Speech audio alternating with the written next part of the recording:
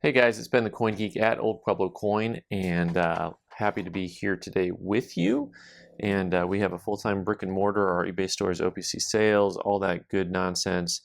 And today's video is very specifically about looking for full bell lines. So full bell lines are those happy little bell lines at the bottom portion of the bell, not that middle grouping, but the bottom trio that go across. And mind you, the actual design of the coin has cracking built into it. So sometimes that bell looks kind of fractured. Well, you know, they should look fractured, but also at the base of the bell, you'll see kind of that jagged look, and that's kind of just built into the coin.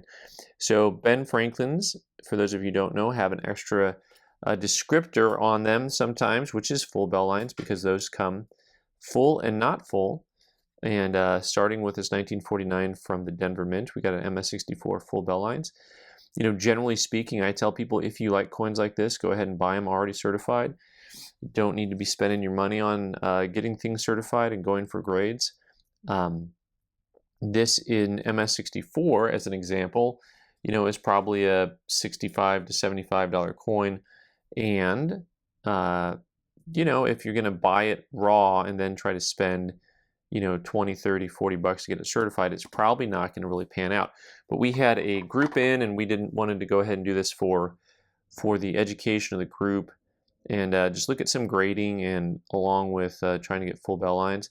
This is an interesting coin because it's got just a little haze to it on the surface. You can see some of the scratchiness, although the fields are really clean. And let's see if we went for the full bell line on this coin or not. You can see on this, so the 49S is a little bit tougher date. You can see as we look closer that middle section, the bell lines are just gone. And that's the type of thing that happens on these all the time. You can see as we get a little different angle look here, that the bell lines start at the edge and come to the middle, and then they're just non-existent once we get to the middle of the coin. So this guy, of course, not full bell lines, MS63 type coin, a coin that's probably pretty similar in price to that first coin that we looked at overall. But, you know, it's fun to have some less expensive slabs available for collectors who are just trying to get together a nice common collection of Ben Franklin's. So nothing there to be mad about.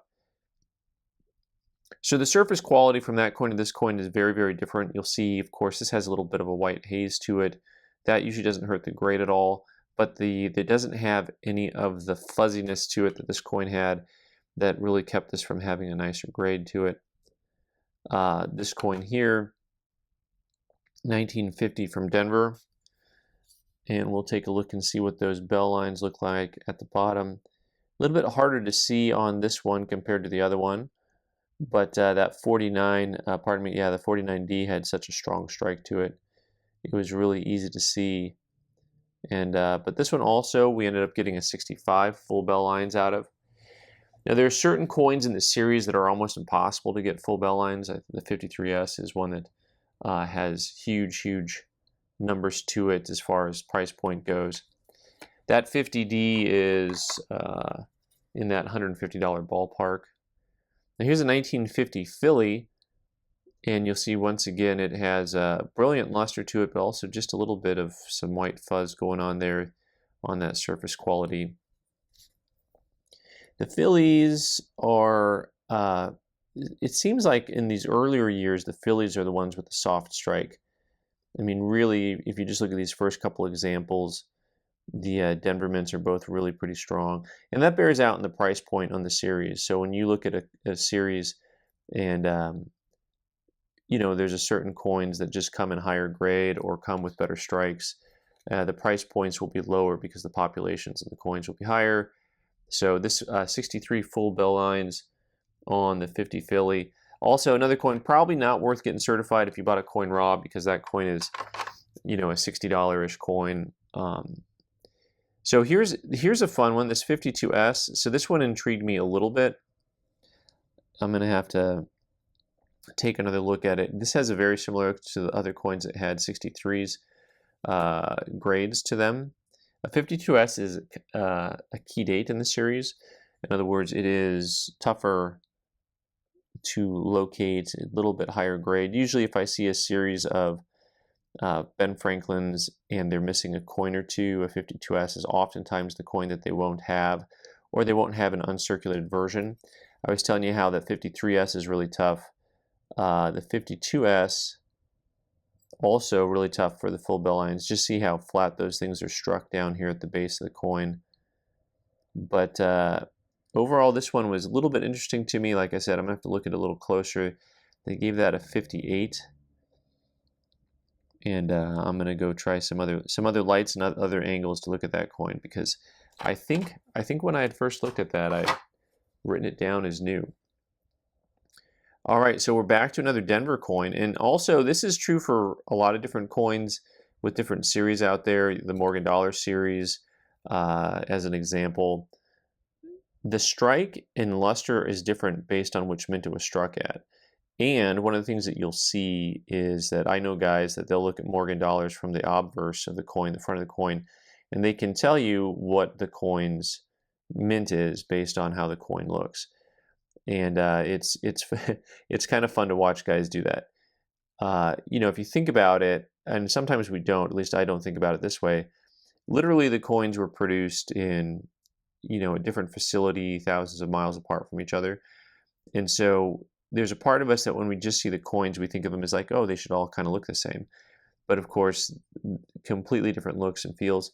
64 plus FBL on this 1953 Denver. Also a less than $100 coin on that guy. So you can also get a feel, just looking at the price points on a lot of these, that Franklin's are not too expensive compared to some of the other series. You know, it just depends on how into it you want to get. If you want to get the finest known grade of everything and, you know, all of that jazz, then, you know, that's a different story. But if you just want attractive coins that are certified, you can put together a set without breaking the bank if you take your time. Look for coins with nice eye appeal, as always. So here's the 53S. This is the coin that comes never full bell lines. Never is a strong word, but also you can see this one. I liked it because you can actually almost make out that top bell line across the top. You can make out a little bit of the jagged edges at the bottom, which on some of them that's just completely mushy. But you know, that is not going to be a full bell line on that coin. But a nice MS65 coin nonetheless. Once again, probably a less than $50 coin on that guy.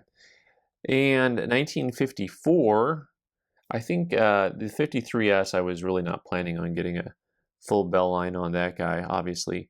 I think most of the other ones, the full bell line is something that we had planned on getting on these. So I think most of them are going to turn out pretty good as far as that goes. Once again, you see a Philly coin with a really strong strike to it. You can see those bell lines dead on where the crack hits the bottom of the bell. You can see the lines moving across right there. And this 1954 came back in MS64 full bell line. You know, and that's really very inexpensive. I mean, that's all probably less than a $30 coin. Almost free. Almost free. Definitely didn't pay for the grading on that one. Here's a 54S. Once again, some of these S mints come a little bit tougher to strike. This one, I don't know if we were looking for the full bell line exactly. I just thought it was a pretty gem-looking coin on this guy. So, you know, you had a lot more of an open field look with fewer contact marks. A little bit of the contact in front of Franklin's eyes there. The back of the field behind him is really lovely. The S mints on this series, same as the quarters from the same time period, have absolutely stunning luster to them, and they're softly struck. So, you know, if you look at Washington quarters and Ben Franklin halves from the 40s and 50s, you run into some of those coins that are just really beautiful to look at, but not as strongly struck as the other coins. MS65 on that guy. Also a coin that's probably less than $40.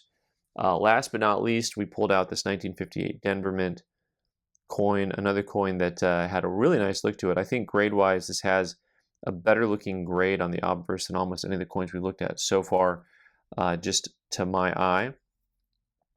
but once again, a coin that is not really all that scarce in high grades or full bell lines. So, you know, like I said, we weren't necessarily doing this one to have some amazing payout at the end of the day based on the economics, but we weren't wanting to show some pretty nice Franklins and what they look like and how they're graded and what full bell lines look like. This one actually, you know, 64, I felt like this was a nicer grade than most all the other coins there. Like I would have given this a 5 myself. But even then, you know, the 5 full bell lines and 4 full bell lines are probably $30 or $40 difference. There's probably not that big of a difference, maybe even less than that. Because most of these coins don't jump up in value until a 6 full bell line. But really, really, sometimes an overlooked coin, a very attractive coin overall and high grade, I think. And some of you guys remember spending these guys. So maybe sometime I will remember my name.